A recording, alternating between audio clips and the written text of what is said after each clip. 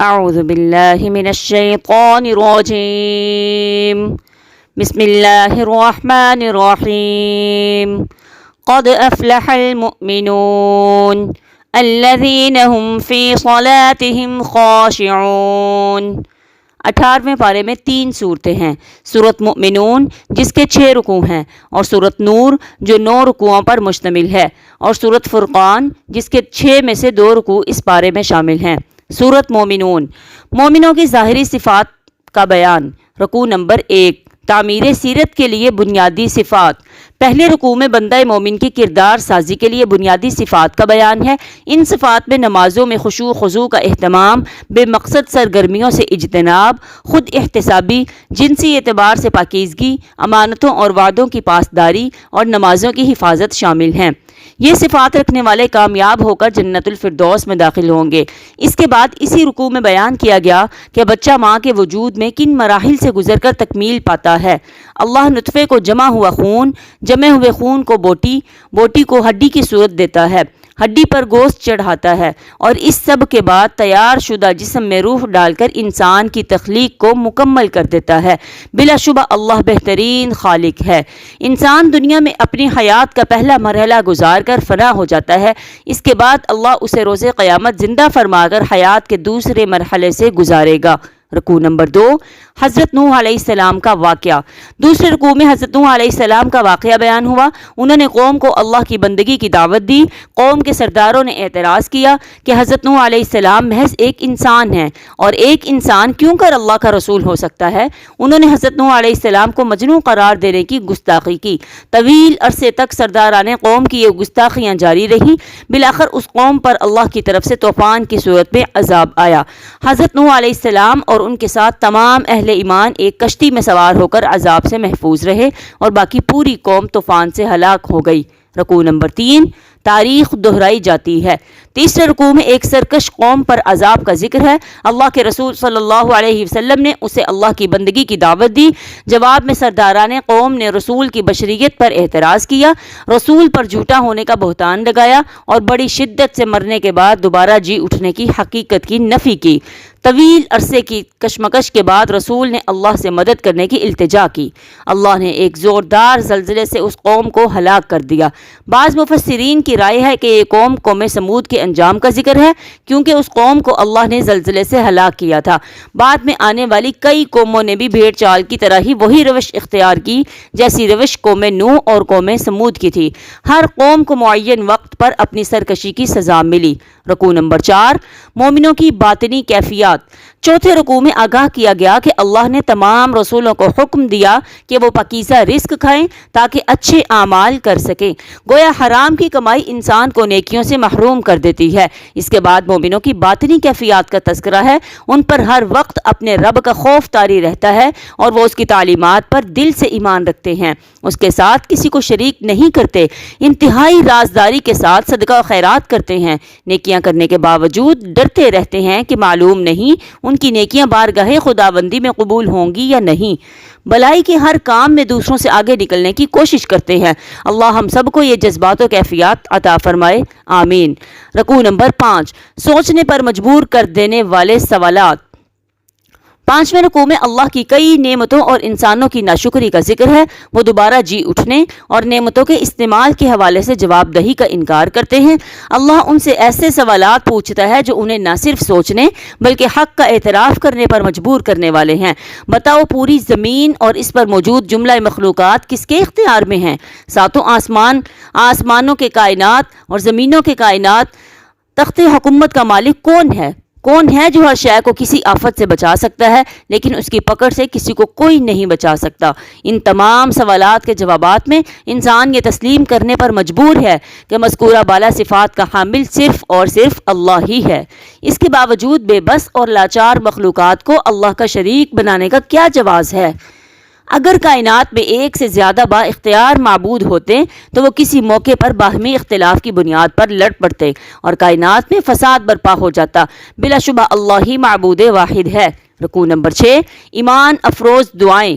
چھٹے رکوع میں ایمان افروز دعائیں سکھائی گئی ہیں۔ پہلی دعا ایسی صورتحال کے لیے ہے جب کسی سرکش قوم کو اس کی شرارتوں کی سزا ملنے کا اندیشہ ہو، ایسے میں اللہ سے التجا کی جائے، رب اما ترینی ما یوعدون رب فلا تجعلنی فی القوم الظالمین، اے میرے رب اگر تو مجھے دکھا ہی دے وہ عذاب جس کا تو نے ظالموں سے وعدہ کر رکھا ہے تو اے اللہ مجھے اس ظالم قوم کے ساتھ شریک عذاب نہ کیجیو۔ شیطان کے حملوں سے محفوظ رہنے کے لیے یوں دعا کیجیے، رب اعوذ بک من ہمزات الشیاطین واعوذ بک رب ان یحضرون، اے میرے رب میں شیطانوں کی چھیڑ کے مقابلے میں آپ کی پناہ میں آتا ہوں، اے میرے رب میں آپ کی پناہ طلب کرتا ہوں کہ شیاطین میرے پاس آئیں اور مجھے تیری نافرمانی کی روش کی طرف مائل کریں۔ آخری آیت میں ہمیں نبی کریم صلی اللہ علیہ وسلم کی وساطت سے امید افزا دعا مانگنے کی تلقین کی گئی، رب اغفر وارحم وانت خیر الراحمین، اے میرے رب تو معاف فرما اور رحم فرما، تو سب سے بہتر رحم فرمانے والا ہے، آمین۔ دعاؤں کے ساتھ ساتھ اس رکوع میں رقت آمیز مضامین بھی ہیں۔ جب ایک غافل انسان پر موت کی سختی آتی ہے تو وہ اللہ سے فریاد کرتا ہے کہ مجھے کچھ مہلت دے دی جائے تاکہ میں کچھ نیکیاں کر لوں، اس کی یہ التجا مسترد کر دی جاتی ہے۔ روز قیامت جہنم کی آگ غافلوں کے چہروں کو جھلسا کر بد شکل کر دے گی، وہ فریاد کریں گے کہ ہمیں جہنم سے نکال کر اصلاح کا ایک موقع دے دیا جائے۔ جواب دیا جائے گا کہ ذلیل ہو کر جہنم میں ہی پڑے رہو، تمہیں دنیا میں خبردار کیا گیا تھا کہ تمہاری تخلیق بے مقصد نہیں۔ دنیا کے عام بادشاہ بھی اپنے وفاداروں کو نوازتے اور نافرمانوں کو سزا دیتے ہیں، تو کیا اللہ جو بادشاہ حقیقی ہے اپنے فرمانبرداروں کو انعام اور باغیوں کو سزا نہ دے گا؟ اللہ ہمیں روز قیامت کی رسوائی سے محفوظ فرمائے، آمین۔ سورۃ نور، عورتوں کی ناموس کا تحفظ۔ رکوع نمبر 1 پہلے رکوع میں حکم دیا گیا کہ زانی مرد ہو یا عورت اگر ان پر جرم ثابت ہو جائے تو انہیں لوگوں کے سامنے 100 کوڑے مارو اور ان پر کوئی ترس نہ کھاؤ۔ یہ سزا غیر شادی شدہ زانی کے لیے ہے۔ شادی شدہ زانی مرد اور عورت کی سزا رجم ہے، جس کا حکم سنت رسول صلی اللہ علیہ وسلم سے ملتا ہے۔ یہ سخت سزائیں اس لیے ہیں تاکہ دیکھنے والوں کو عبرت حاصل ہو اور وہ اس جرم سے اجتناب کریں۔ جو لوگ کسی پر زنا کا الزام لگائیں پھر 4 گواہ نہ لا سکیں، انہیں 80 کوڑے مارو اور آئندہ کبھی بھی ان کی گواہی پر قبول نہ کرو۔ پھر وضاحت کی گئی کہ اگر کوئی شخص اپنی بیوی پر زنا کا الزام لگائے تو اس حوالے سے گواہی کی کیا صورت ہوگی؟ اگر وہ جھوٹا الزام لگائے تو بیوی کو سزا سے کیسے بچایا جا سکتا ہے؟ رکوع نمبر 2 حضرت عائشہ رضی اللہ تعالی عنہا کی پاک دامنی کا اعلان۔ دوسرے رکوع میں اس بہتان کا ازالہ کیا گیا جو حضرت عائشہ رضی اللہ تعالی عنہا پر لگایا گیا۔ غزوہ بنو مطلق سے واپسی کے دوران رئیس المنافقین عبداللہ بن ابی ملعون نے حضرت عائشہ رضی اللہ تعالی عنہا پر تہمت لگائی۔ کئی منافقین اور بعض سادہ لوگ مسلمانوں نے مل کر اس تہمت کو ایک مہم کی صورت میں پھیلانا شروع کر دیا۔ اس رکوع میں بہتان لگانے والوں کو سخت عذاب کی وعید کی گئی۔ سادہ لوگ مسلمانوں کو متوجہ کیا گیا کہ آئندہ ایسی حرکت سے سختی سے اجتناب کریں۔ اس کے بعد ایسے لوگوں کو دنیا اور آخرت کے عذاب کی دھمکی دی گئی جو مسلمانوں میں بے حیائی پھیلاتے ہیں۔ بدقسمتی سے یہ جرم آج عام ہو گیا ہے۔ رکوع نمبر 3 اللہ کا فضل نہ ہو تو کوئی بھی پاکیزہ نہیں رہ سکتا۔ تیسرے رکوع میں شیطان کی پیروی سے منع کیا گیا۔ شیطان تو ہمیشہ بے حیائی اور برائی ہی کی راہ دکھاتا ہے۔ اگر اللہ کا فضل اور اس کی رحمت شامل حال نہ ہو تو انسان کبھی بھی پاکیزہ نہیں رہ سکتا۔ اللہ ہمیں پاکیزہ زندگی گزارنے کی توفیق عطا فرمائے، آمین۔ اس رکوع میں مزید ہدایت دی گئی کہ اگر تم دوسروں کی زیادتی سے درگزر کرو گے تو اللہ بھی تمہارے گناہ معاف فرما دے گا۔ پھر ایسے مجرموں کو سخت عذاب کی وعید سنائی گئی جو پاک دامن خواتین پر گناہ کی تہمت لگاتے ہیں۔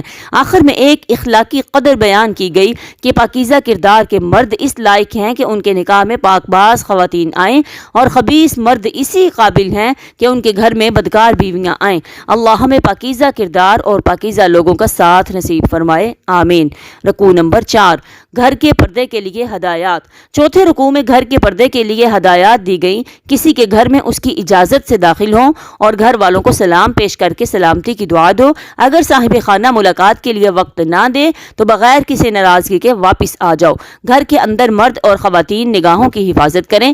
نامحرم پر نگاہ ڈالنا تو گناہ ہے ہی، بالغ ہونے کے بعد بالغ محرموں پر بھی نگاہ ڈالنے سے اجتناب کرو۔ مرد اور خواتین اپنی عصمت کی حفاظت کریں اور ایسا لباس پہنیں جو سادہ ہو۔ خواتین اضافی چادر کے ذریعے اپنے سینے کے ابھار کو چھپا لیں۔ خواتین شوہر اور محرم مردوں کے سوا کسی کے سامنے اپنی زیب و زینت یعنی چہرہ نہ کھولیں۔ خواتین قدم زور سے زمین پر نہ ماریں تاکہ زیورات کی جھنکار ظاہر نہ ہو۔ بے نکاحوں کا نکاح کر دیا کرو کیونکہ نکاح انسان کی عصمت کی حفاظت کا ذریعہ ہے۔ ان ہدایات پر عمل کے حوالے سے کوتاہی پر اللہ کی بارگاہ میں مسلسل توبہ و استغفار کی جائے۔ رکوع نمبر 5، نور ایمان کے لیے تمثیل۔ 5ویں رکوع میں بندہ مومن کے دل میں ایمان کو ایک تمثیل سے واضح کیا گیا۔ نور ایمان اسی طرح سے ہے جیسے ایک قندیل میں چراغ روشن ہو۔ چراغ کو خالص روغن زیتون سے روشن کیا گیا ہو۔ زیتون ایسے درخت کا ہو جو باغ کے بالکل وسط میں ہونے کی وجہ سے سورج کی تمازت سارا دن جذب کرتا ہو، اسی وجہ سے اس کے روغن میں جلا دینے کی صلاحیت اس قدر تیز ہو کہ وہ دور ہی سے آگ کو پکڑ لے۔ اسی طرح جس شخص کی فطرت کا روغن آلودگی اور تعصبات سے پاک ہو، وہ اللہ کی طرف سے آنے والی وحی کی دعوت کو فوراً قبول کرتا ہے اور اس کا دل نور ایمان سے جگمگا اٹھتا ہے۔ گویا نور ایمان دو نوروں کا مجموعہ ہے، نور فطرت اور نور وحی۔ جن لوگوں کا باطن نور ایمان سے منور ہو چکا ہو، وہ صبح و شام اللہ کا ذکر کرتے ہیں۔ ان کی تجارت انہیں اللہ کے ذکر، نماز اور زکوٰۃ سے غافل نہیں کرتی۔ اللہ انہیں ان کے اعمال کا نہ صرف بہترین بدلہ دے گا بلکہ اپنے فضل سے مزید بھی نوازے گا۔ اس کے برعکس ایسے لوگوں کے اعمال کی حقیقت سراب کی مانند ہے جو ریاکار ہیں، جو اللہ کی جزوی اطاعت کرتے ہیں یا جن کے دلوں میں ایمان کے بجائے منافقت کی بیماری ہے۔ روز قیامت انہیں نیکیوں کا اجر نہیں بلکہ جہنم کا عذاب ملے گا۔ پھر ان بد نصیبوں کے لیے گھٹا ٹوپ اندھیروں کی مثال دی گئی جو ایمان اور عمل دونوں سے محروم ہوتے ہیں۔ اللہ ہمیں اندھیروں سے بچائے اور نور ہی نور عطا فرمائے، آمین۔ رکوع نمبر 6، اللہ کی عظمت و قدرت کا بیان۔ 6 رکوع میں آگاہ کیا گیا کہ کائنات کی ہر شے زبان حال اور زبان قول سے اللہ کی تسبیح کر رہی ہے۔ اللہ ہی بادلوں کو اٹھاتا، انہیں باہم ملاتا اور ان سے بارش برساتا ہے۔ آسمان سے اولے برساتا ہے جن سے کسی کی کھیتی محفوظ رہتی ہے اور کسی کی کھیتی برباد ہو جاتی ہے۔